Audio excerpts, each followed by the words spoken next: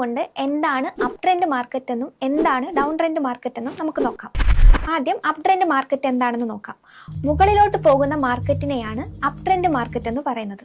നിങ്ങൾക്ക് നോക്കിയാൽ തന്നെ മനസ്സിലാവും, ഹയർ ഹൈയും ഹയർ ലോയും ഇങ്ങനെ കണ്ടാൽ അതിശക്തമായ ട്രെൻഡിങ്ങിനെ സൂചിപ്പിക്കുന്നു. ഡൗൺ ട്രെൻഡ് എന്താണെന്ന് നോക്കാം. താഴോട്ട് വരുന്ന മാർക്കറ്റിനെയാണ് ഡൗൺ ട്രെൻഡ് മാർക്കറ്റ് എന്ന് പറയുന്നത്.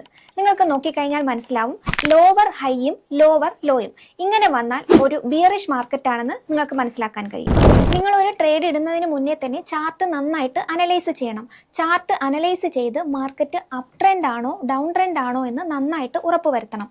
എന്നിട്ട് മാത്രമേ ഒരു ട്രേഡ് പ്ലേസ് ചെയ്യാൻ പാടുള്ളൂ. നിങ്ങൾക്ക് ട്രെൻഡ് മനസ്സിലാക്കാൻ വേണ്ടിയിട്ട് ഹയർ ടൈം ഫ്രെയിം യൂസ് ചെയ്യാവുന്നതാണ്.